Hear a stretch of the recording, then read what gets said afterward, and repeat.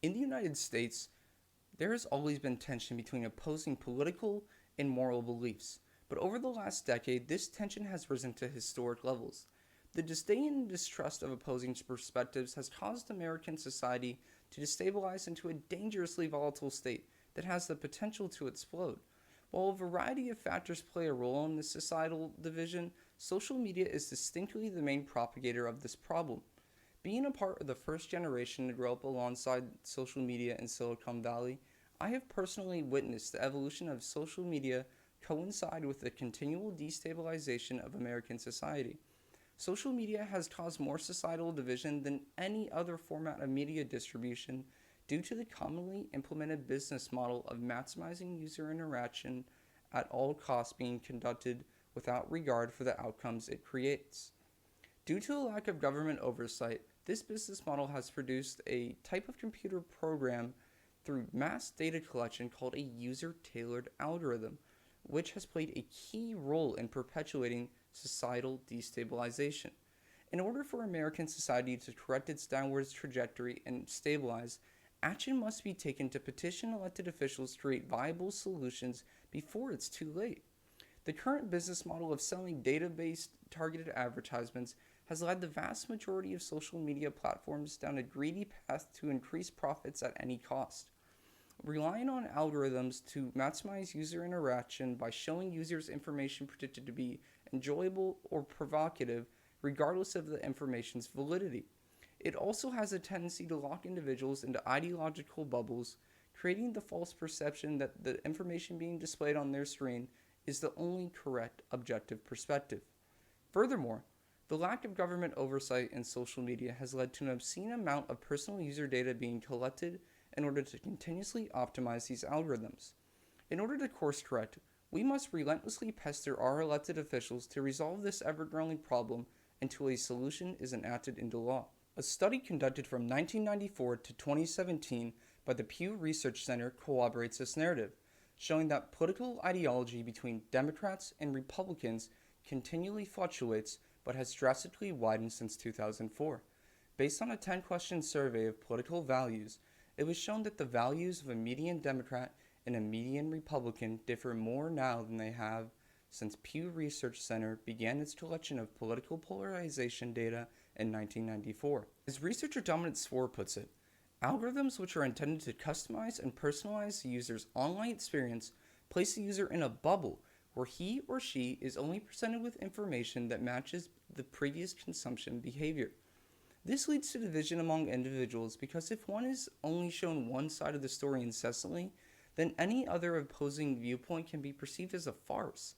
People are beginning to truly hate each other because of differing political views reinforced by a social media feed that never contradicts their own beliefs, leading individuals to adopt false narratives about their perceived ideological opponents and further promote narrow-minded worldviews that have contributed to destabilizing society. These social media user-tailored algorithms not only create ideological bubbles that promote societal unrest, they also promote the spread of fake news as a byproduct of attempting to maximize user interaction, relying on massive amounts of user data that is mostly void of government regulation. According to a 2019 study carried out by the Pew Research Center, the overwhelming majority of U.S. citizens believe that the potential risks of data collection outweigh the benefits. With very few citizens actually understanding the present regulations in place, this confusion and distrust is directly reflected in the data, with 75% of Americans believing that further regulations are essential. The lack of government regulation has not only allowed for the mass unethical collection of user data, it has also allowed for an exponential increase of fake news across every social media platform. Social media companies have created businesses in which getting users' attention is the main goal. These programs aren't concerned with the objective truth. They want one's attention. So outrageous false stories or narratives often spread like wildfire as they grab one's attention better than the truth most of the time. This is promoting societal division as people are being fed information that seeks to grab their attention.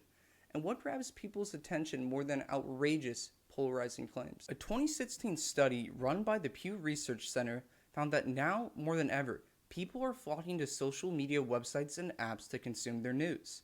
While only 18% of adults often consume news via social media, the prevalence of fake news on these platforms is at an all-time high, resulting in 16% of US adults unknowingly sharing a false political story at some point. Another study conducted by a group of UK researchers from the University of Nottingham and the University of Lincoln discovered that two-thirds of respondents regularly consumed news via Facebook, and that one-third had at some point come across fake news that they initially believed to be true. This shows just how dangerous and widespread fake news is throughout social media across the world. While the current state of social media has led to unprecedented civil unrest and dire societal destabilization, action can still be taken to mitigate and resolve these issues before further polarization occurs. Overcoming the ever-increasing levels of societal destabilization seen throughout the United States is no easy task and will take some time to course correct. However, the first step in the right direction begins with creating public awareness of the growing problems that the social media business model poses so that citizens can advocate for change on a grassroots level. With some government-mandated restrictions, further social division can be mitigated by changing the way in which these algorithms operate.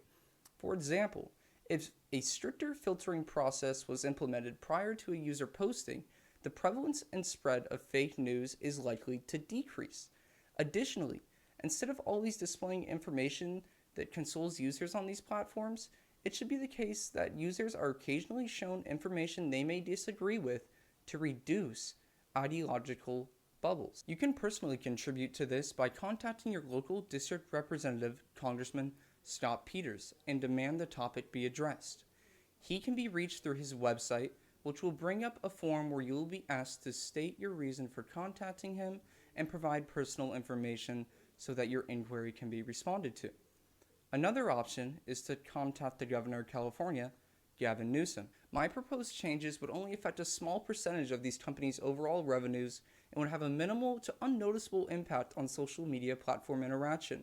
They also have the potential to stabilize society by taking people out of their ideological bubbles and reducing the prevalence of fake news online. Societal division over the last decade has been primarily driven by social media companies implementing a business model that seeks to maximize user interaction without any regard for the outcomes it creates.